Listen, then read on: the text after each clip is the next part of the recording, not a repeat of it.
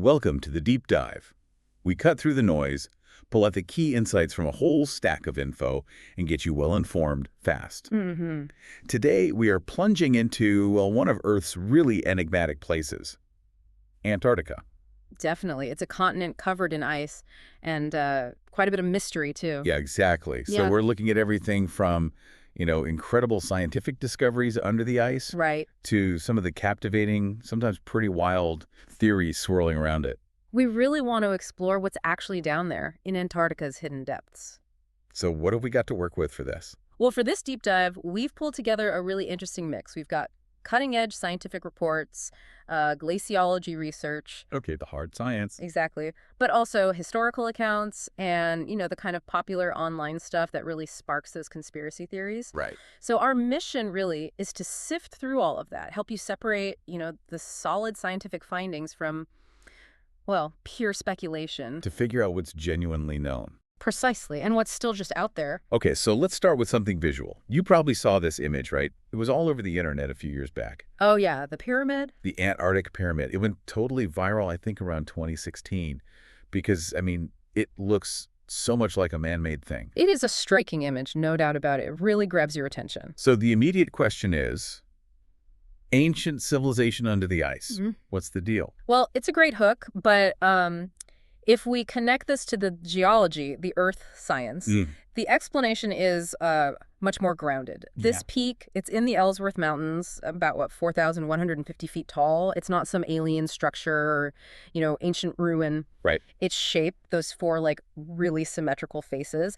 They were carved by a totally natural process. It's called freeze-thaw erosion. Freeze-thaw? How does that work? So basically, water or snow gets into tiny cracks in the rock. Then it freezes, expands ice, takes up more space, right? And that wedges the rock apart. Over time, repeated freezing and thawing just breaks off chunks. And if it happens evenly on multiple sides, well, you can end up with a pyramid shape. Like other mountains. Exactly like other famous natural mountains. Think of the Matterhorn in the Alps, same kind of process. And scientists, people like Professor Maury Pelto, they actually knew about this specific peak way before it became an internet thing. It wasn't a secret discovery. So the surface pyramid is natural. Yes. But what about under the ice, the real hidden stuff? I'm picturing ancient rivers, valleys. And you'd be right. It's honestly, it's mind-boggling what they're finding. Yeah. Scientists have definitely uncovered this vast hidden landscape under the East Antarctic ice sheet. Wow. It's a whole terrain. Hills, valleys, carved by ancient rivers. The whole area is bigger than Belgium. Bigger than Belgium. Under the ice. Yep. Effectively frozen in time. How did they even find that? They used something called radio echo sounding, imagine radar, but it's designed to penetrate miles of ice. It bounces signals off the rock underneath, and they combine that data with satellite imaging, too. How does satellite imaging help if it's under the ice? Well, the ice surface itself isn't perfectly flat. It kind of undulates very subtly over the features below. Ah, like a ghost image. Exactly, like a ghost image draped over the landforms. And this landscape, it wasn't always ice-covered. It was once green. Green, like trees and forests. Trees, forests, animals, probably. It might have been exposed maybe as recently as 5,000 to 10,000 years ago in some parts. Wow. But it's certainly been completely buried and untouched for at least 14 million years, maybe even 34 million years. 34 million? Yeah, back when Antarctica first really froze over. That's incredible. And it's not just land, right? Yeah. I've heard about lakes under the ice. Oh, absolutely. Not just whispers, it's established science. They've identified, get this, 379 subglacial lakes. 379? Yep. Beneath the ice. And many are interconnected. Water actually flows between them deep under the ice sheet. That's wild. Any big ones? The biggest is Lake Vostok. It's huge. Think Lake Ontario, but sealed under more than 2 miles of ice. How long has it been sealed off? Estimates vary, but potentially up to 35 million years. So like a time capsule. Exactly.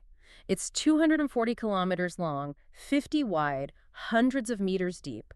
A prime spot to look for unique life forms, evolved in isolation. How do they spot these lakes with the radar thing? The radio echo sounding gives these really strong, smooth, flat reflections off the water surface compared to the rougher bedrock. Makes sense. And some lakes are active, they fill and drain, and that water actually lubricates the base of the ice. Affecting how the ice flows. Precisely. It can speed it up. There are drilling projects trying to sample these lakes. Must be tough. Immensely challenging. The biggest thing is avoiding contamination. You don't want to introduce surface microbes into this pristine, ancient environment. Yeah, absolutely. And there's also a theory that geothermal heat, warmth from the Earth's interior, might help keep these lakes liquid. Okay, so we've got these incredible natural wonders hidden away. Ancient landscapes, huge lakes. Yeah, the geology is stunning. But the hidden depths aren't just geological, are they? There's this whole geopolitical angle, too. Like the Antarctic Treaty in 1959. 12 nations, including big rivals back then, U.S., Soviet Union, Right. they all agreed to make Antarctica this demilitarized zone just for science. Now it's 54 nations. Yeah. So what makes world powers, even ones that don't usually agree, defend its neutrality so strongly, it seems? Well, kind of strange. It does seem strange. And that unusual unity is exactly what fuels a lot of the speculation. Right. Why agree so peacefully on this place? Well, the consensus among analysts usually points towards one thing: resources. Massive suspected mineral wealth under the ice. Ah, like what kind of resources? We're talking potentially huge oil reserves. Some estimates for the Ross Sea region suggest it could rival Saudi Arabia. Seriously? Yeah. Plus natural gas, valuable rare earth minerals, the stuff needed for all our modern tech. And, maybe most importantly, fresh water. Antarctica holds something like 70% of the world's fresh water locked up in its ice. Wow. Okay, so there's a ban on mining now, right? Yes, the Madrid Protocol from 1991. It bans mineral extraction until at least 2048. But 2048 isn't forever, and many observers see countries positioning themselves for what comes after. Like China. I read they're expanding their presence. Exactly. China's investment is significant. They've got 5 research stations now, more icebreakers. Analysts widely see this as a long-term resource strategy, not just pure science. Okay, beyond resources and treaties, some old expeditions seem to be the source of a lot of conspiracy theories. Let's talk about the Nazis. Yes, the Nazi expedition. It's a cornerstone for so many stories. Hitler launched one in 1938. Captain Alfred Richer was in charge. Why were they even going there? Actually, the primary reason was pretty practical, almost mundane. It was called the German Fat Plan. That fad plan. Yeah. They desperately needed whale oil substitutes for things like margarine to reduce reliance on imports. Okay, not quite as sinister as secret bases. Not initially, no. They had a ship, the Schwabenland scientists, 2 flying boats for aerial surveys. They mapped a big chunk of Queen Maud land, called it Neuschwabenland. New Swabia. Right. And they dropped markers, little flags with swastikas to try and claim the territory. Did they build anything? A base? No. Despite all the later internet stories about secret underground bases, there's absolutely no evidence Hitler or the Nazis showed any further interest after that one expedition returned. So the secret base stuff came later. A lot of that lore seems to confuse the 1938 trip with unrelated military activities by other nations after World War II. Speaking of which, Operation Highjump, the U.S., 1946. That sounds huge. It was huge. A massive U.S. military operation, 4,700 personnel, 13 ships, even an aircraft carrier. That sounds less like research and more like, well, an invasion force. Well, the official line was training and research in extreme cold conditions. But yes, the sheer scale has always fed conspiracy theories. Like what? Speculation about secret reconnaissance, maybe retrieving something or someone. And Admiral Richard E. Byrd, who led it, didn't help dispel the mystery. Byrd. What did he say? He gave some pretty cryptic interviews after he got back, talked about encounters with aircraft capable of extraordinary speeds. Really? Yeah, and even mentioned another landmass or continent the size of America on the other side of the pole. Whoa. Okay, that's pretty specific. It is. And during Highjump, they did find the Bunger Hills, this surprising area of ice-free land with unfrozen lakes. Byrd called it an island suitable for life in a universe of death. Dramatic. Very dramatic. And those kinds of statements, whether exaggerated later or taken out of context, definitely poured fuel on the conspiratorial fire. Okay, so you've got this incredible remote place, natural wonders, geopolitics, weird history. It's kind of fertile ground for the imagination, isn't it? Absolutely. It's almost tailor-made for extraordinary theories. So let's tackle those head on, the really big ones. Ancient civilizations, maybe alien bases, hidden under the ice. Right, the stuff that really captures the imagination. It's tempting to believe, but what's the actual evidence? And that's the key question, yeah. separating the narrative from the facts. So let's look at some specific claims we found in the sources. Okay. First off, those supposed photos from Captain Scott's 1912 expedition, the ones showing pyramids or ruins. Yeah, I've seen those online. They're not real, let's be absolutely clear. They look very much like AI-generated images. Huh. And the Scott Polar Research Institute, they have the actual archives from his expeditions. There are no photos like that whatsoever. Okay, so Scott photos debunked. What about the Peary Race map from 1513? Ah, the map. Yes, it's intriguing because parts of it seem to show an ice-free Antarctic coast centuries before it was officially discovered. Which sounds impossible. It does. But the mainstream scholarly view isn't lost civilizations. It's more likely that Peary Race compiled his map from many much older source maps, some possibly dating back a very long time, perhaps showing fragments of coastline known to ancient mariners. So compilation, not ancient astronauts. Essentially, yes. Combining older, possibly fragmented knowledge. Got it. Then there's all the Google Earth stuff. People are always finding weird shapes, right?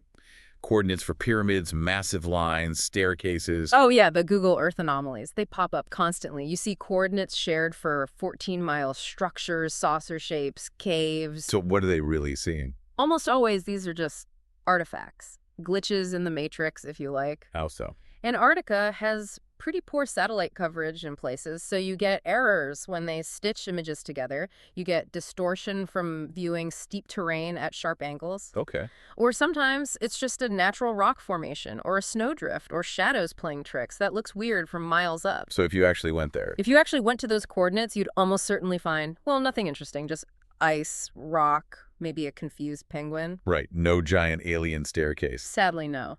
And that extends to the broader claims, too, about ground-penetrating radar finding huge megalithic constructions or alien artifacts. But the radar does find things, right? Like the hidden landscape. It finds real hidden landscapes and subglacial lakes, absolutely, which is amazing. But the jump from Hidden Valley to buried alien city, well, there's just no scientific evidence supporting that leap. Okay. And what about Byrd and the Hollow Earth stuff? Yeah, Admiral Byrd sometimes gets linked to myths like the Hollow Earth or Agartha. These ideas are definitely present in, like, alternative history circles and folklore. But not in his actual records. No factual basis in his documented reports or official logs. It seems to be stuff attributed to him later. And those neutrino bursts detected at the South Pole. Right. The Ice Cube Neutrino Observatory has detected some unexplained high-energy neutrino bursts. It's a real scientific puzzle they're working on. But it doesn't mean hidden alien reactors. Exactly. Speculation about hidden energy sources or artificial structures causing them is just that speculation. It's not based on evidence. It really seems like there's this human desire, doesn't it? To find extraordinary answers for unusual things, especially in a place so mysterious. It's very true. Antarctica is like a blank canvas for the imagination. But yeah, separating the actual facts from, wishful thinking or maybe deliberate misinformation, that's key if you want to be truly well-informed. Absolutely critical. #outro.